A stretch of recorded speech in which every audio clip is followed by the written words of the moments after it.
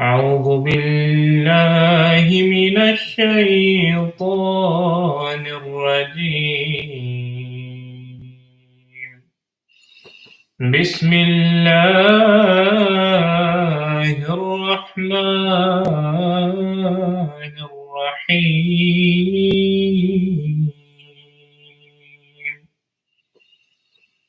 شهر رمضان الذي أنزل فيه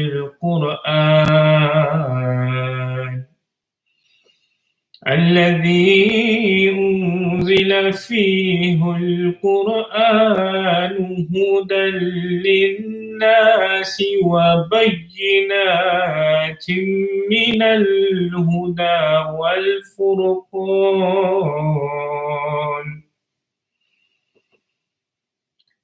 This is a part of the verse 186 from chapter 2 of the Holy Quran, Surah Al-Baqarah, that I have just recited before you. And the translation of this verse, or part of this verse that I've recited is as follows. The month of Ramadan is that in which the Quran was sent down as a guidance for mankind, with manifest arguments and proofs of guidance and a means to discriminate or differentiate between truth and falsehood. The month of Ramadan has a special connection with the Holy Quran. This is because the Holy Quran started to be revealed to the Holy Prophet ﷺ within this month itself. This is the very month in which the Holy Prophet ﷺ received his first revelation from God Almighty. This is the month in which the Holy Prophet ﷺ spoke to Hazrat Jibreel والسلام, i.e. the angel Gabriel, and was told that he has a great mission before him that he must take forward, and he must proclaim the message of God before the people, and that this is the final law from God Almighty. So the month of Ramadan in relation to the Holy Quran has a very special connection indeed.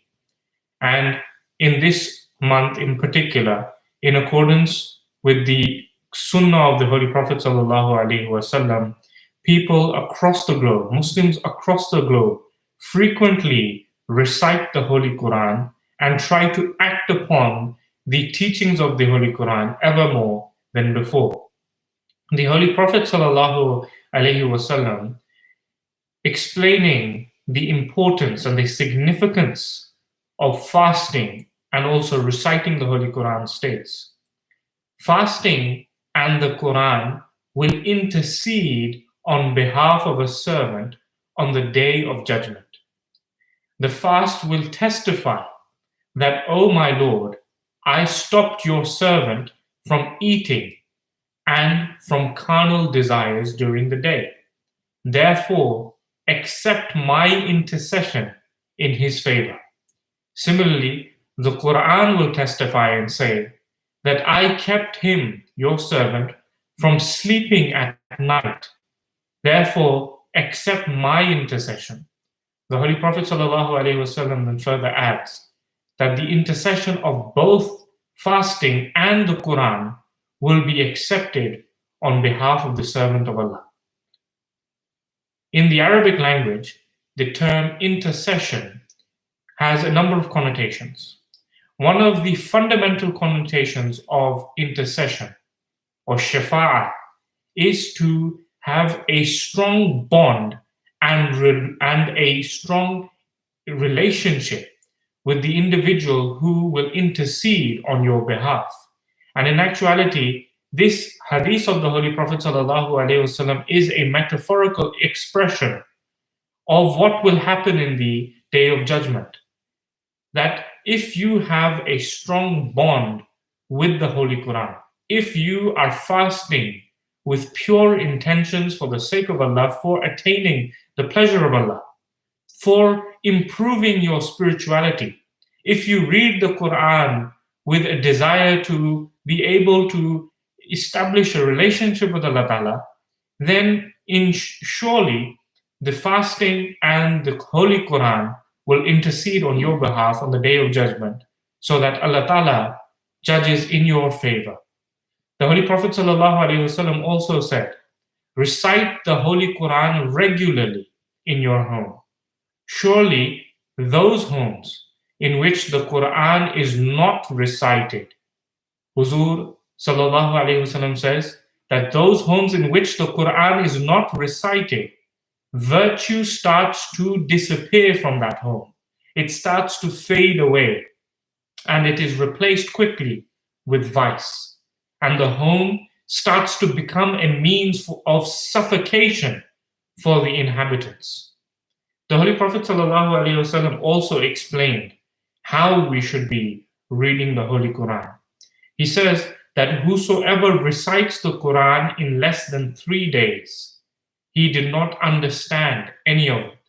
And this is why the Holy Prophet ﷺ used to explain to his companions that you should try to recite the Holy Quran slowly, reflect over it. Try to not finish it before a week, but try to take more than a week, sometimes a month, to complete the recitation of the Holy Quran. The Holy Quran also states regarding itself, وَرَتِّلِ الْقُرْآنَ تَرْتِيلًا, which means, and recite the Holy Quran slowly and thoughtfully. We are so blessed to have accepted the promised Messiah ﷺ, who in this day and age provides us the true interpretation of Islam and provides us what the Holy Prophet ﷺ said and what the Holy Quran says in a true light. The promised Messiah ﷺ, in regard to this very topic, he explains that the Quran should be read with great concentration and reflection. And then he says that it is narrated in a hadith. It is narrated specifically in a hadith that Rubba Qarin Yal'anuhu al-Quran, that sometimes the Holy Prophet, the promised Messiah ﷺ says that sometimes there are many reciters of the Holy Quran which the Quran itself curses. One who reads the Quran, the promised Messiah ﷺ further adds, the one who reads the Quran but does not act upon it, the Quran curses him.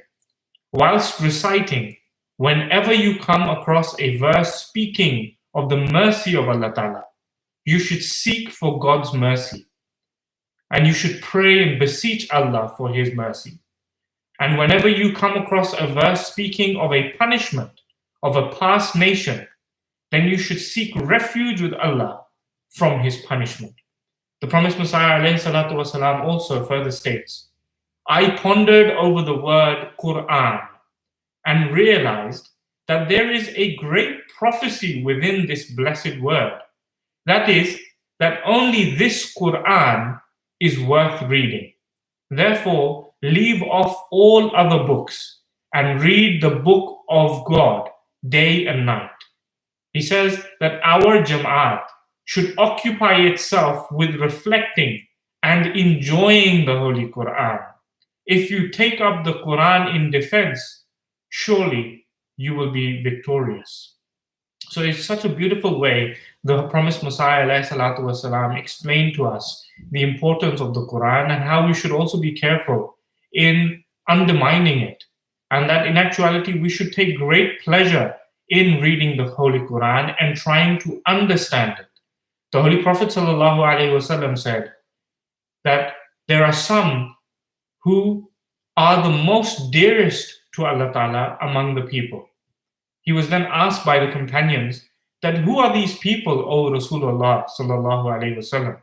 The Holy Prophet sallallahu alayhi wasallam then replied, those who belong with the Quran, those who are completely devout to the Holy Quran and they lose themselves in the Holy Quran, they are dearest and special to him.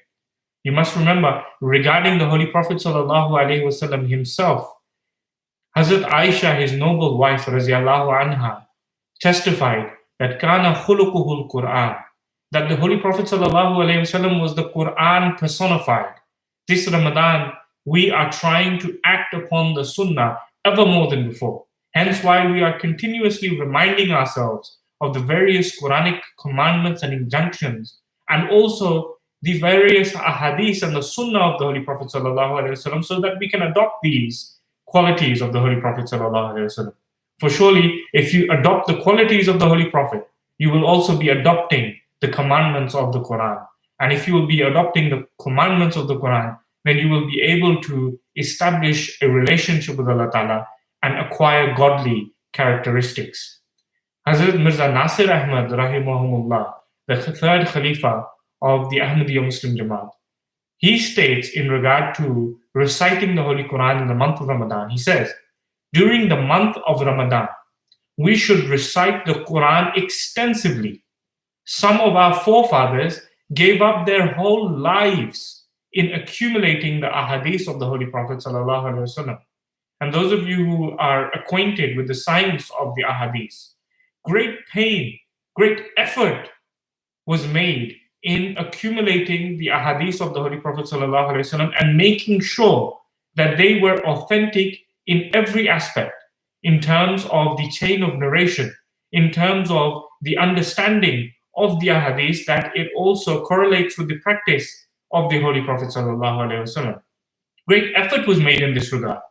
Hazrat Mirza Nasir Ahmad rahimahullah, he says that our forefathers gave up their whole lives in accumulating these ahadith, traveling far and wide. However, when the month of Ramadan would come, they would pack away their manuscripts and they would say that this is the month for reading the Holy Quran only. Similarly, Hazrat Mirza Masroor Ahmad, Ayyadallahu Ta'ala bin Nasr al-Aziz, Hazrat Amirul Mu'mineen, Hazrat Khalifatul Masih al-Khamis, he states there is a special connection between Ramadan and the Holy Quran, as it is stated in the ahadith of the Holy Prophet sallallahu alaihi wasallam. He says, Hazrat Gabriel would come to the Holy Prophet sallallahu alaihi wasallam every Ramadan and go over whatever portion of the Holy Quran had been revealed till then.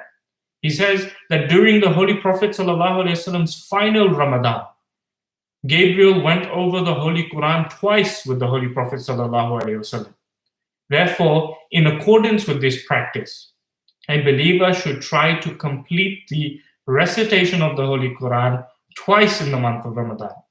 If he is not able to do it twice, then he should try to complete the recitation at least once himself, and then listen to the Quran through durus and tarawih that are organized throughout the month. So, from all of this, we can really understand how important the Holy Quran is in a Muslim's life. In actuality, the fundamental source of Islam is the Holy Quran. If we wish to establish a relationship with Allah Ta'ala, then it is the Quran which explains to us how we can do so. We must act upon the Holy Quran because, as the Prophet Messiah ﷺ explained, that the most honorable among you in the heavens is he who honors the Holy Quran. Similarly, if the Holy Prophet ﷺ said, the best among you is he or she who learns the Holy Quran and also teaches it, because these are the words of God Almighty. And in this Ramadan, we are reminded of this over and over again. And if we wish to do justice to this month, if we wish to attract the mercy of God Almighty in this month, then we should be reciting this and trying to adopt the values that have been taught to us within the Holy Quran ever more than before, particularly in this month. May Allah Ta'ala enable us to understand this and also act upon this so that we can truly establish a relationship with Him and attract His mercy in this blessed month.